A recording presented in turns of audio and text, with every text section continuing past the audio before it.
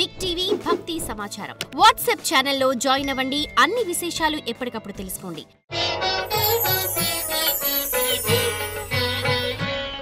జై వీరబ్రహ్మ జై గోవిందమాంబ జై. నేను బి కృష్ణమాచార్య. శ్రీ బ్రహ్మపదం. ఒక వ్యక్తి యొక్క భూత భవిత వర్ధమానాలు తెలియజేసే జ్యోతిష్ శాస్త్రమే అద్భుతమైతే, ఓ వ్యక్తి, ఓ వ్యవస్థ, ఓ రాష్ట్రం, ఓ దేశం యావత్ ప్రపంచ భవితని ముందుగానే ఊహిస్తే, కాలచక్రంతో సహా వివరించగలిగితే అటువంటి అద్భుతమైన ఫలితాలు చెప్పగలిగిన మహనీయులు, అవతార పురుషులు జగద్గురు శ్రీమద్ విరాట్ పోతులూరి వీరబ్రహ్మేంద్ర స్వాముల వారు. ఈనాడు ప్రపంచంలో ఎక్కడ ఏ వింత జరిగినా, ఏ విచిత్రం సంభవించినా, ఎలాంటి విశ్వ ప్రళయానికి సంబంధించిన తార్కాణాన్ని మనం చూసినా, ఎప్పుడో చెప్పిన బ్రహ్మంగారు అంటూ ఉంటాం. కాలజ్ఞానం గురించి మనం గుర్తు చేసుకుంటూనే ఉంటాం.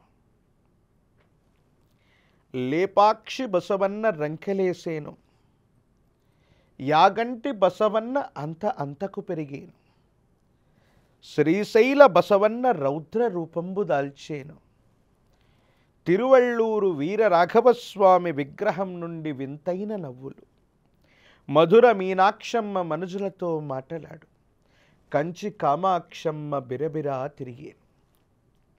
ఎన్నో అద్భుతమైనటువంటి వింతలు, విచిత్రాలు, విశ్వ ప్రళయానికి సంబంధించినటువంటి విషయాలు ఎందులో ఉన్నాయంటే, భారతదేశ రాజకీయ, ఆర్థిక, సామాజిక, సాంఘిక సంబంధమైనటువంటి ఎన్నో రంగాలకు సంబంధించిన విషయాలన్నీ కూడా కాలజ్ఞానం శ్రీ సాంద్ర సింధు వేదంలో పొందుపరచబడి ఉన్నాయి. అందుకే గురుదేవులు వీరబ్రహ్మేంద్ర స్వాముల వారు చెప్పినటువంటి కాలజ్ఞానం వాస్తవం అవుతుంది, నిజం అవుతూ ఉంది. సమీపమైన భవిష్యత్తులో కూడా ఎన్నో విషయాలు వాస్తవానికి దగ్గరగా మనకు కనపడుతూ ఉన్నాయి. అటువంటి గురుదేవుల యొక్క సాంద్ర సింధువేదం శ్రీకాలజ్ఞానం ఈరోజు కార్యక్రమంలో మరికొన్ని విషయాలను గురించి మనం తెలుసుకుందాం. కృతయుగంబందున రేణుకాయను శక్తి, త్రేతాయుగంబున సీతయనే శక్తి, ద్వాపర యుగంబున ద్రౌపది అనే శక్తి, ఈ కలియుగాన ఎందరో శక్తులు పుట్టేదయ్యా. శ్రీమూర్తుల గురించి, శ్రీ శక్తి గురించి అద్భుతంగా వర్ణించి గ్రంథస్థం చేసిన గ్రంథాలు ఏవైనా ఉన్నాయంటే అవి చాలా స్వల్పం. ఎందుకంటే 400-500 సంవత్సరాల క్రితం నుండి మనుస్మృతిని చూసిన, కొన్ని ఇతర గ్రంథాలను చూసిన, మహిళల్ని అబలులు లేదా వంటింటికే మాత్రం పరిమితం అవ్వాల్సినటువంటి పరిస్థితులు, సిద్ధాంతాల గురించి మనం విన్నాం. సతీ సహగమనాన్ని మనం చూసాం, కన్యాశుల్కం మనం చూసాం, వరకట్న బారిన పడ్డటువంటి ఎందరో కన్యల జీవితాల్ని మనం చూసాం. కానీ 400 సంవత్సరాల క్రితమే విశ్వభవితను చెప్పిన కాలజ్ఞాని వీరబ్రహ్మేంద్ర స్వాముల వారు వేదమో ఉపనిషత్తో ఆర్యోక్తులో చెప్పడం కాదు, ఎత్ర నార్యంతు పూజ్యంతే రమంతే తత్ర దేవత, ఎక్కడ స్త్రీలు గౌరవనీయమైనటువంటి స్థానంలో పూజించబడతారో దేవతా స్వరూపాలన్నీ అక్కడే ఉంటాయని చెప్పినటువంటి మహనీయుడు. అందుకే స్త్రీలకి ఈ సంఘంలో ఉన్నతమైనటువంటి పాత్ర లభించింది అంటే అది గురుదేవులు వీరబ్రహ్మేంద్ర స్వాముల వారి యొక్క చలవే. ఆనాడు కందిమల్లైపల్లెపుర సంస్థానం శ్రీ బ్రహ్మంగారి మఠాన్ని కుమారులకు కాకుండా కుమార్తె అయినటువంటి వీరనారాయణమ్మ వంశీయులనే మఠాధిపతులుగా ప్రకటించినటువంటి ఉదాంతం ఈనాడు భారత రాజ్యాంగంలో తండ్రి ఆస్తిలో కుమారులతో సహా కుమార్తెలకు కూడా సమానమైన వాటా ఉంటుంది. స్త్రీలందరూ కూడా చదువుకోవాలి, వృద్ధులకు రావాలి, పురుషులతో కూడా సమానంగా ఆకాశంలో కూడా సగం అంటూ వాళ్ళు ఎన్నో రంగాల్లో రాణిస్తారని గురుదేవులు చెప్తే, ఈనాడు ఆకాశాన్ని నడిపే పైలట్ల దగ్గర నుండి యుద్ధ విమానాలు నడిపేటువంటి కమాండోల వరకు కూడా స్త్రీ శక్తి అధికమైనటువంటి దాఖలాలు ఉన్నాయి. అలాగే చెబుతూ కృతయుగంబునందు రేణుకాశక్తి, రేణుకాదేవి స్వరూపాన్ని మనం చూసాం. త్రేతాయుగంలో సీత అనే శక్తిని చూసాం. ద్వాపర యుగంలో అసలు కురుక్షేత్ర సంగ్రామం జరగడానికి ఒక విశేషవంతమైనటువంటి శ్రీదేవతా స్వరూపాన్ని అవమానించటమే అటువంటి అద్భుతమైనటువంటి ఒక గొప్ప కురుక్షేత్ర సంగ్రామం. అధర్మం ఒకవైపు, ధర్మం ఒకవైపు పోట్లాడడానికి కారణమైంది. ఆ ద్వాపర యుగంలో సాక్షాత్తు ద్రౌపది కూడా ఒక విశేషవంతమైనటువంటి శక్తిగా గురుదేవులు చెప్పారు. కానీ ఈ కలియుగంలో మాత్రం ఇంటింటికి కూడా ఒక శక్తి పుడుతుంది.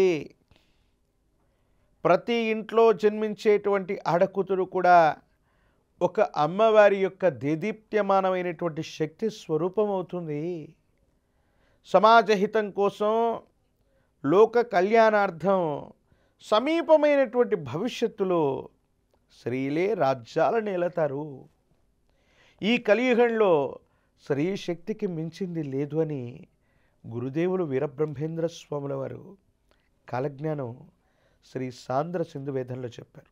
అలాగే గురుదేవులు చెప్పినటువంటి సాంద్ర సింధు వేదంలో మరో వాక్యం, బెంగుళూరు నందరి వైశ్యులు ఇంట మహాలక్ష్మీదేవి పుట్టేనయ్యా, నమ్మిన వారికి కొంగు బంగారమై నడిపించేనయ్యా.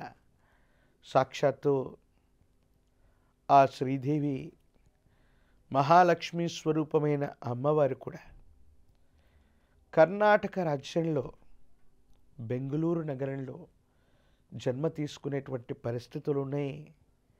ఒక వైశ్యుని ఇంట మహాలక్ష్మి అమ్మవారు ఈ కలియుగంలో జనించబోతుంది అని గురుదేవులు సాంద్ర సింధు వేదమైనటువంటి కాలజ్ఞానంలో చెప్పారు. ఇటువంటి అద్భుతమైనటువంటి మాటలు మనం వింటూ ఉంటే దేశ కాలమాన పరిస్థితుల్లో ఇంకెన్ని అద్భుతాలు జరుగుతాయో. స్త్రీశక్తి ప్రబలం అయిపోతున్నటువంటి పరిస్థితిని మనం చూసాం. భారతదేశంలోనే కాదు, ప్రపంచ దేశాల్లో కూడా అధ్యక్ష స్థానాల కోసం పోటీ పడుతున్నటువంటి స్త్రీశక్తుల గురించి మనం విన్నాం. వారి ప్రయత్నం సఫలీకృతమైందా, విఫలమైందా అన్నటువంటి విషయాన్ని పక్కన పెడితే భారతదేశంతో సహా ప్రపంచ దేశాల్లో ప్రధానమంత్రి అవ్వచ్చు, రాష్ట్రపతి అవ్వచ్చు, దేశ అధ్యక్షుల స్థానానికి పోటీ పడుతున్నటువంటి స్త్రీశక్తులే అధికమవుతున్నారు. ప్రత్యేకించి భారతదేశంలో 29 రాష్ట్రాల్లో ముఖ్యమంత్రులు తత్సమానమైనటువంటి స్థానానికి శ్రీమూర్తులు కూడా ఎన్నికవుతున్నటువంటి పరిస్థితిని మనం మరచిపోకూడదు. ఇదే పరిస్థితుల నేపథ్యంలో ఉభయ తెలుగు రాష్ట్రాల్లో కూడా స్త్రీ శక్తులు అధికమవుతున్నాయి. రాజకీయపరమైనటువంటి రంగాల్లో కూడా దూసుకొస్తున్నటువంటి పరిస్థితుల్ని మనం చూస్తున్నాం. ఉభయ తెలుగు రాష్ట్రాల్లో, ప్రత్యేకించి తెలంగాణ రాష్ట్రంలో కూడా గురుదేవుల యొక్క కాలజ్ఞానాన్ని దేనికి అన్వయం చేసుకున్నా ఇంత గొప్పగా ముందుగానే చెప్పారా, ఈ విధంగా కాలజ్ఞానంలో రచించి ఉందా అని మనం అనుకోవచ్చు.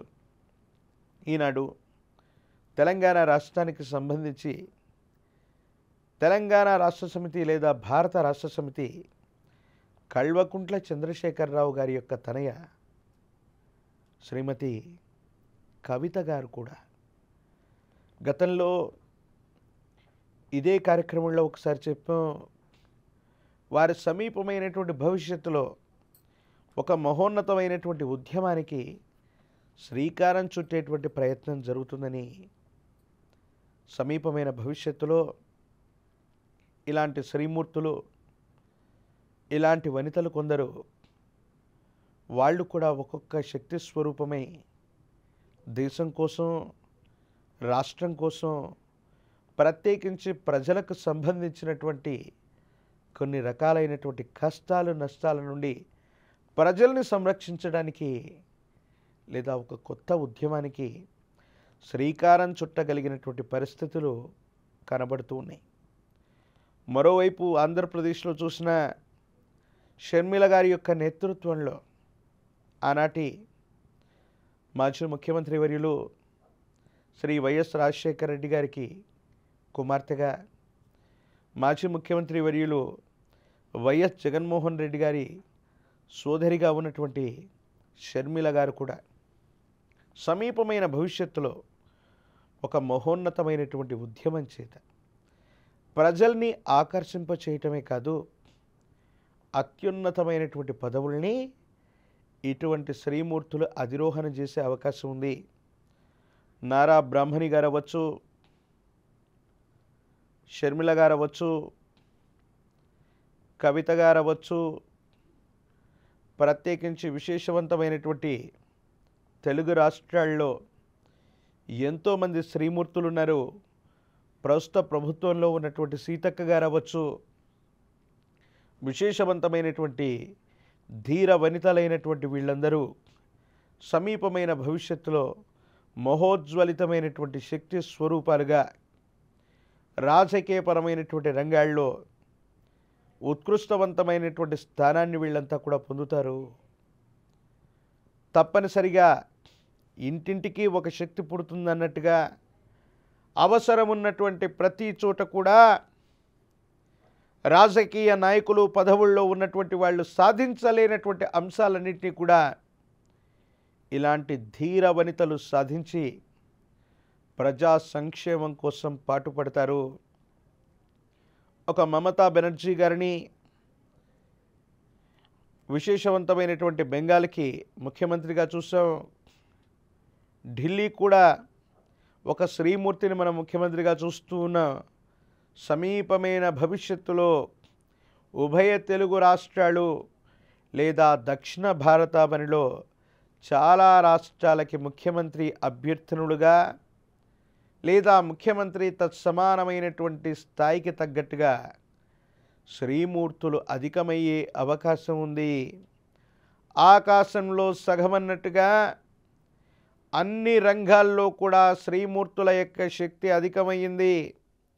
గురుదేవులు వీరబ్రహ్మేంద్ర స్వాముల వారి యొక్క కాలజ్ఞానం సాక్షిగా సాంద్ర సింధు వేదం ప్రమాణమై ఉభయ తెలుగు రాష్ట్రాలే కాదు భారతావనిలో శ్రీమూర్తులు మళ్ళీ ఈ దేశంలో విశేషవంతమైనటువంటి ముఖ్యమంత్రి, ప్రధానమంత్రి, రాష్ట్రపతి మరియు కేంద్ర రాష్ట్ర స్థాయిలో ముఖ్యమైనటువంటి అమాత్యులుగా ఉండబోతున్నారు.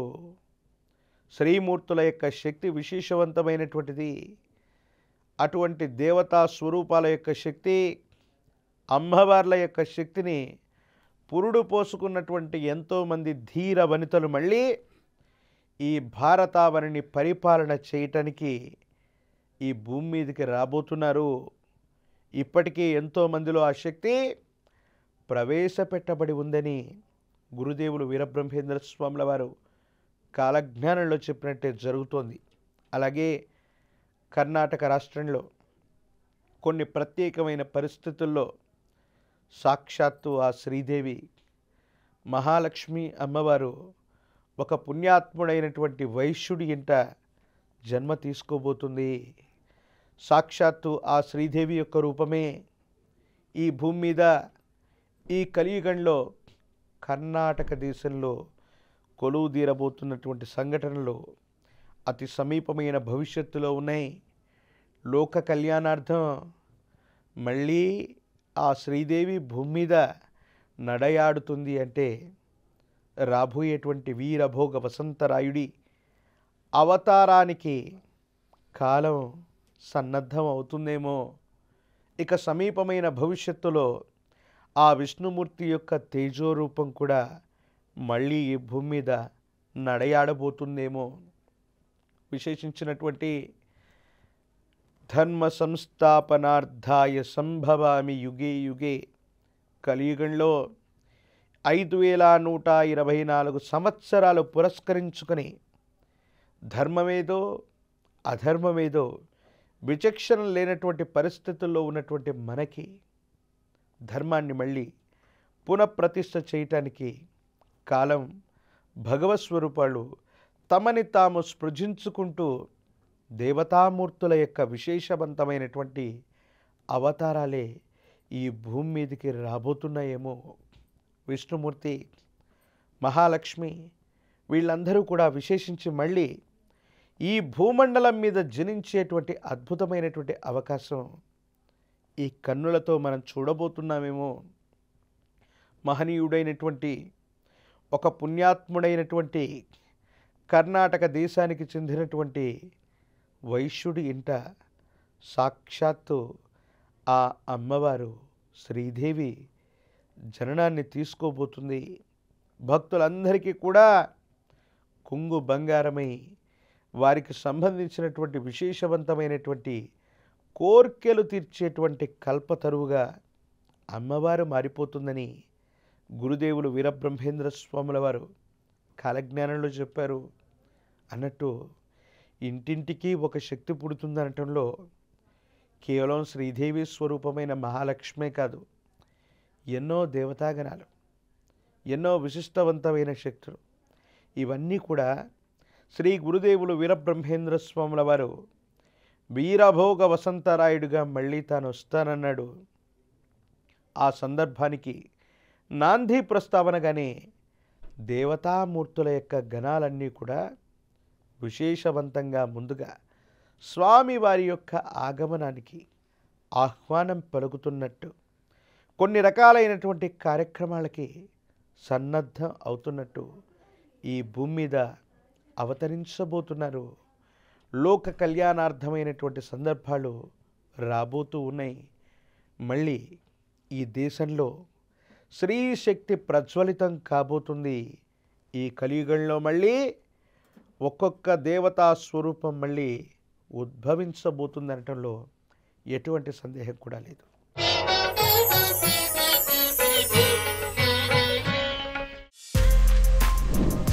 For more videos like this, subscribe Big TV channel.